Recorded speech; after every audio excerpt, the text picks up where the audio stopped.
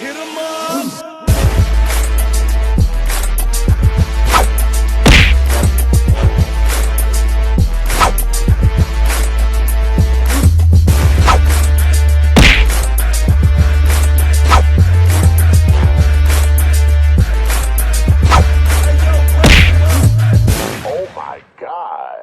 kembali lagi di acara musik ya, ngumpul asik tentunya bersama teman-teman kita yang super asik ya.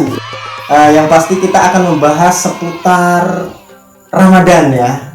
Jadi mungkin di sini pertanyaan pertama yang akan saya tanyakan kepada teman-teman semua yang super asik ini adalah apa sih yang mungkin yang Anda semua ketahui tentang bulan Ramadan itu sendiri. Oke, mungkin bisa dimulai dulu dari Bung Bekti ya, dari Bung Bekti. Kira-kira apa sih Bung yang Anda ketahui tentang bulan Ramadan itu? Oke, silahkan. Bulan Ramadan adalah bulan yang penuh ampunan, bulan yang penuh nikmat dan keridoan. Bulan suci Ramadan ini adalah bulan yang ditunggu-tunggu para umat Islam, karena di bulan ini orang-orang berlomba-lomba untuk mencari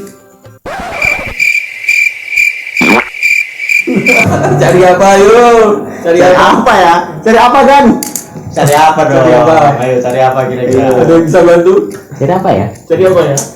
Orang-orang di bulan suci Ramadan berlomba-lomba untuk mencari sebuah rahmat. Biasanya itu cari takjil. Cari takjil? Masa iya? Cari marjan sih aku. Cari marjan? Iya sih. Nah, aku tuh paling seneng tuh kalau bulan Ramadan tuh kalau pas buka itu yang tak kadang pasti masjidnya ada takjilnya. Wah ya, intinya berarti kita akan mencari rahmat gitu ya di bulan Ramadan. Oke, lanjut nih. Mungkin buat Bung Aziz boleh nih. Bulan Ramadan, kalau menurut saya bulan Ramadan bulan yang sejujurnya saya tunggu-tunggu bulan Ramadan adalah bulan yang paling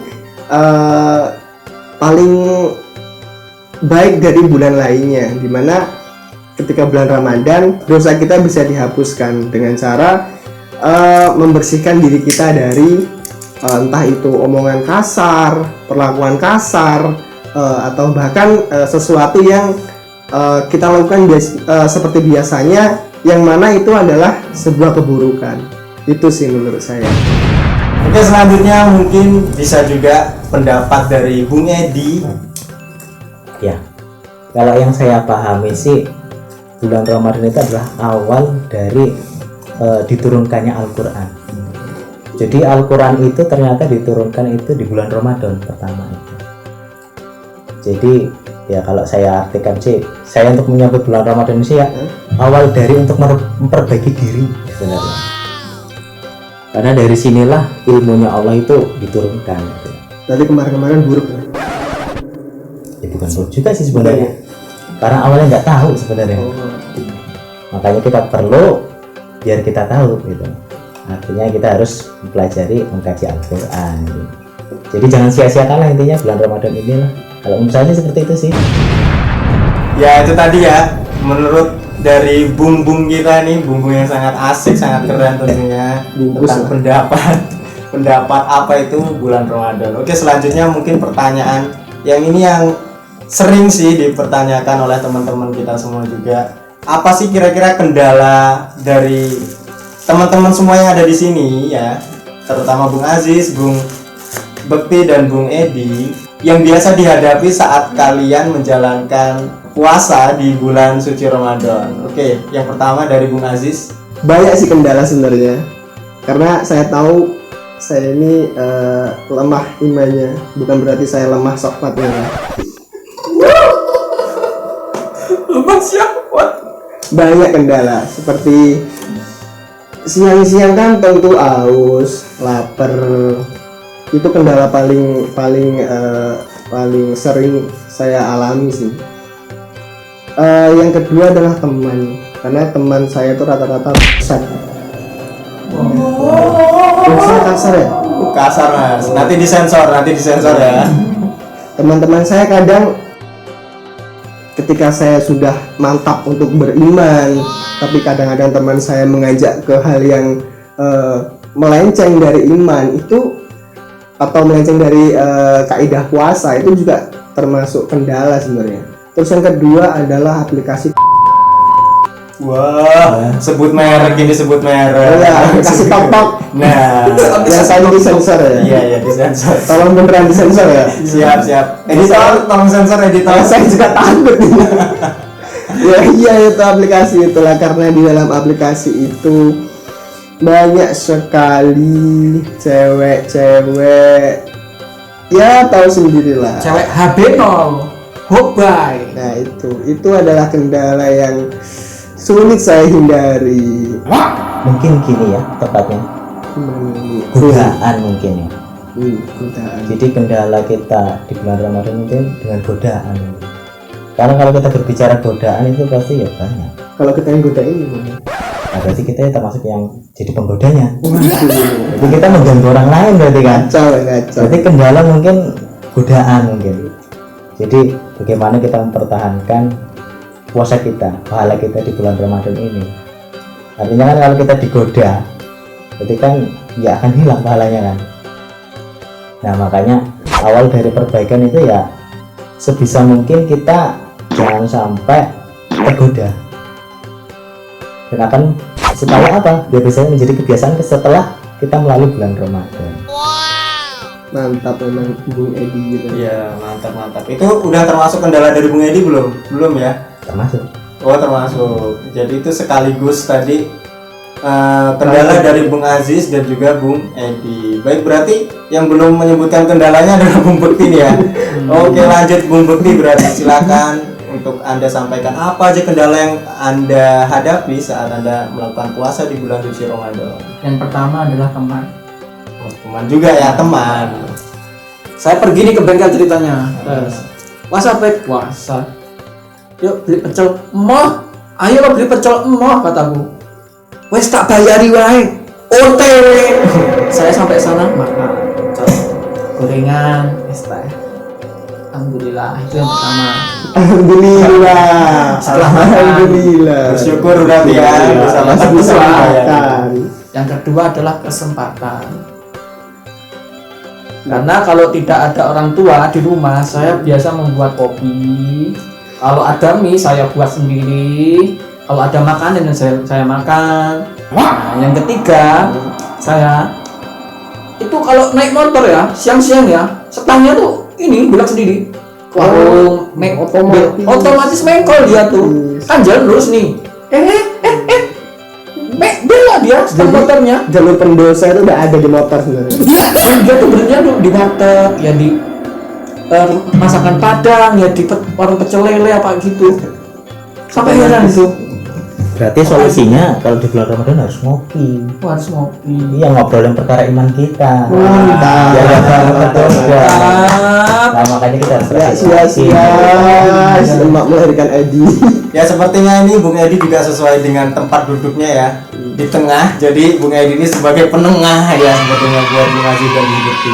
Oke, jadi itu tadi ya kendala-kendala dari teman-teman kita. Selanjutnya nih masih berhubungan dengan kendala. Kira-kira bagaimana sih Anda mengatasi kendala yang sudah terjadi, yang biasa terjadi pada diri Anda sendiri saat bulan puasa? Ya, jadi Anda sudah tahu kendala yang biasa Anda alami di bulan puasa dan bagaimana cara Anda mengatasi kendala tersebut. Oke, yang pertama dari Bung Bekti lagi nih coba. Oh, kendala itu. Kalau saya, pengalaman saya nih, kendalanya yang pertama tidur seharian. Oh ya, tidur di bulan puasa itu katanya kan merupakan suatu ibadah ya. Oh iya, jelas ibadah. Kalau kita tidur seharian, berarti kita sama saja dengan sehari itu beribadah. Oh, tidak bisa. Kok bisa? Ya, kita menyanyiakan bulan Ramadan. Masa kita tidur aja? Ya sama aja lah. Kalau nggak tidur batal soalnya. Kalau nggak tidur batal. Kalau nggak tidur batal. Oh, batal maksudnya. Oh, batal. Batal, Ya, berarti kita nggak siap dengan godaan berarti. Nah, kalau tidurnya gini Mas, mungkin Gimana? maksud dari Bung Bekti mungkin gini ya. Kan ini cara mengatasi kendalanya. Nah, tadi Bung Bekti bilang dengan kendala tersebut dia bisa mengatasinya dengan tidur. Berarti kan dengan tidur dia juga bisa mengurangi perbuatan dosa, yaitu membatalkan puasanya. Berarti apakah tidur itu juga salah satu termasuk ibadah atau bagaimana? menurut pandangan dari Bung Edi? Kalau saya sendiri sih ya, kalau ada kendala-kendala kayak tadi kan saya bilang godaan yang nggak bisa terlepas lah dari lingkungan ya, dari kawan, dari yang kawannya ngajaknya wis lo ayo lo kayak seger ya. Itu lo seger itu kopinya, seger lo itu Kayak ayu kayak. nah kayak ayo ya. Kalau saya sih lebih ya udahlah, ayo kita ke masjid aja yuk, kita ngobrolin terus kita baca Al-Quran lah gitu, atau yang lain lah, atau kita pergi kemana gitu yang pokoknya intinya dapat apa ya, hidayah lah gitu intinya. Pergi ke kuburan misalnya, Ngapain ke kuburan lo? kita dapat hidayah. Dengan kita ke kuburan, kita kan pasti ini kan tempat peristirahatan kita nih, pasti kita oh iya ya, kita nanti bakal ujung-ujungnya ke sini, ke kuburan misalnya. Menyadarkan lah ya, menyadarkan kita kalau diri. nanti kita tuh pasti akan meninggal gitu. Meninggal ya. Oh iya bisa juga ya, berarti Iya. bahasanya mungkin muhasabah mungkin ya. Iya benar. Muhasabah diri lah dengan mengingat bahasanya kita bakal kesana. Iya. Ya, jadi intinya berarti sebenarnya tidur itu juga bisa untuk mengatasi, tapi alangkah lebih baiknya kita melakukan suatu kegiatan yang lain yang mungkin juga bisa untuk menambah pahala kita juga tentunya gitu ya. Jadi tidak hanya tidur sebenarnya untuk menghindari, tapi bisa melakukan aktivitas lain yang nantinya bisa juga menambah pahala kita di bulan Ramadan. Ada lagi nih Pak, Oke. saya selain tidur untuk mengatasi kendala ini, yang kedua saya melakukan dengan cara memancing.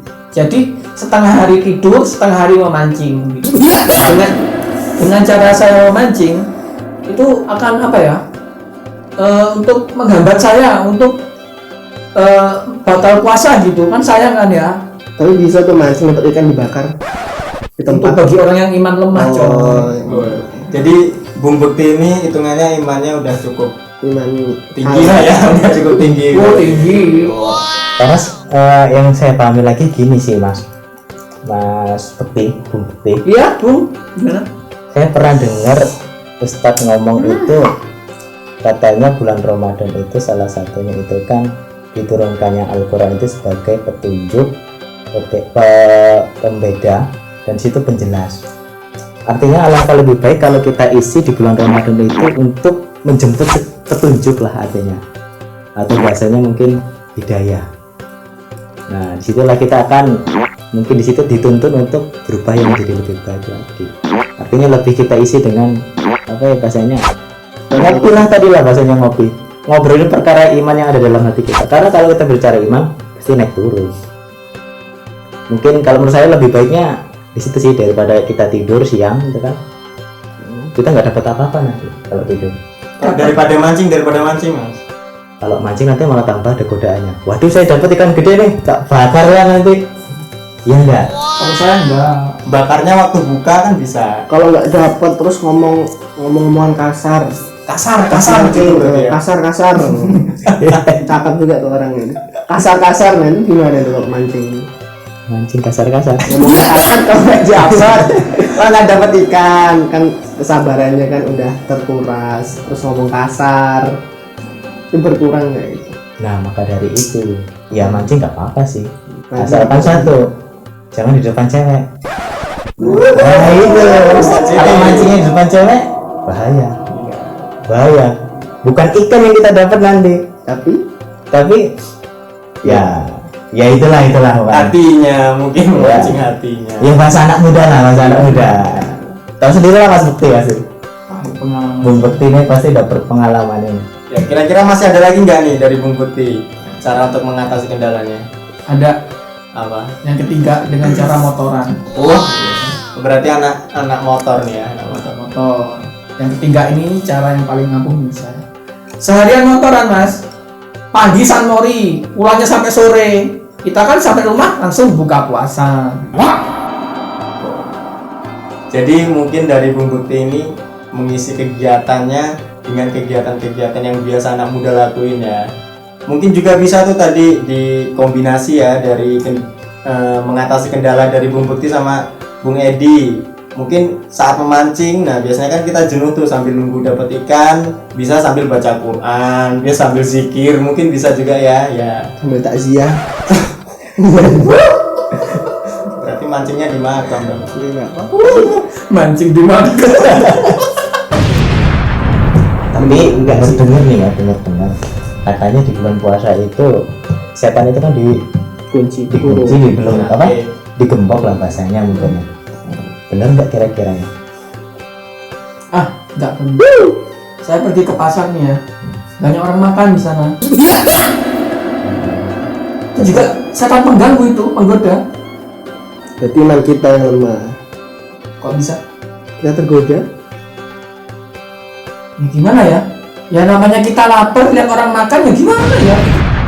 Tapi emang benar kok, kalau bahasa di bulan Ramadan itu kalau setan itu digembok itu benar. Kenapa benar? Karena di bulan Ramadan inilah awal niat kita ini untuk yang menjadi yang lebih baik lagi kan. Karena definisi setan itu sendiri kan dari golongan jin dan manusia yang bisa terlihat maupun yang nggak terlihat. Ya mungkin kalau kita tergoda saat puasa, yang terlihat bentuknya manusia yaitu mungkin ya saya nggak bisa ngatain ya. Ya mungkin salah satu gitu kan ya. Salah satu ya. Kok saya agak merasa ini? Wah. Apa Nah, yang terpenting kalau bulan puasa sih lebih baik kita ngopi aja lah, ngobrolin perkara iman kita aja lah gitu ya. mantap memang. Ngopi pai. Mau kita lagi mancing, mau kita lagi di mana, yang penting diselipin kopi, ngopi. Yang penting jangan ngopi di siang hari waktu puasa gitu, Mas. Yang penting kopinya jangan yang hitam ini ya. Berarti kalau kopi susu boleh, Mas. Ya kalau siang kita pakai kopi hitam ini ya takutnya diminum. Nah, aku pernah dengar nih ya, Mas. Hmm. Gini, tuh. Puasa itu bagi yang mampu, bagi yang kuat. Kalau yang nggak kuat nggak usah puasa. Itu gimana? Kira-kira Mas bukti kuat ya? Itu kata teman saya yang sering nggak puasa. Aku tanya, coy, ngopo nggak poso? Puasa itu bagi yang kuat melaksanakan. Kalau aku nggak kuat ya makan, kata dia gitu. Namanya adalah Nggak tahan. Itu bukan nggak kuat itu. Apa? Itu pembelaan diri sebenarnya. Tapi ada nggak Mas di hadis? Puasa itu bagi yang kuat melaksanakan, bagi yang nggak kuat nggak apa-apa. Itu ada nggak? Ya emang benar, kalau puasa itu bagi yang kuat, intinya kuat menjalankan. Artinya ada bahasa mungkin ruksoh lah bahasanya. Kalau kita dalam keadaan sakit ya nggak bisa dipaksakan. Kalau seandainya kalau kita sakit, kalau kita puasa malah bikin tambah sakit lagi, ya jangan puasa. Tapi tetap nanti di Bayar. luar bulan Ramadan tetap dibayar. Nyicil. Nah, nyicil lah bahasanya. Tapi jangan ngerasa lu saya ini nggak kuat, ayo tak ada di luar bulan Ramadan, jangan. Itu artinya pembelaan diri. Pembelaan. Kalau utangnya nggak dibayar, Kalau utangnya nggak dibayar, nah, dosanya 2 kali lipat Pak. Gimana? kira-kira gimana Mas kalau ada teman sampeyan utang nih tapi nggak dibayar? Tak rasani Mas. Dirasani.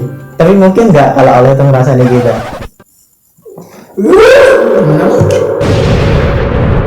Ya intinya puasa itu kan sebenarnya pembelajaran sih, pembelajaran ya, pembelajaran bagaimana rasanya ketika orang-orang miskin itu kalau nggak makan sehari. Jadi di situ kita apa ya bahasanya ikut apa ya bahasanya, gimana sih rasanya kalau kita lagi nggak ada apa-apa. Biar tetap Nah itu humble. ya itu luar biasanya di Islam tuh kayak gitu. Jadi itu apa ya, kekeluarganya itu luar biasa. Artinya apa ya, iya artinya biar ngelatih diri kita ini tetap tawadhu lah bahasanya. Ya oke, berarti intinya juga Islam itu sangat indah ya. Ya kita tahu betapa indahnya sebenarnya untuk agama Islam ini, tapi kenapa masih banyak juga orang-orang yang masih belum masuk Islam? Sensitif sekali pembahasan kita sepertinya ya. Iya. Jangan gara-gara ini penjara.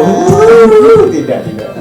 Oke, selanjutnya ya di sini mungkin apa sih kira-kira pesan dari teman-teman di sini nih untuk teman-teman semua penonton kita ya tentunya buat menghadapi bulan suci Ramadan ini. Oke, yang pertama untuk Bung Bekti dulu, silakan pesan-pesan yang ingin Anda sampaikan. Jangan sampai menyia-nyiakan bulan suci Ramadan. Karena apa? Bulan ini adalah bulan yang penuh dengan keberkahan, pengampunan, dan keridhaan Allah. Maka dari itu kita harus berpuasa. Hukumnya puasa adalah wajib.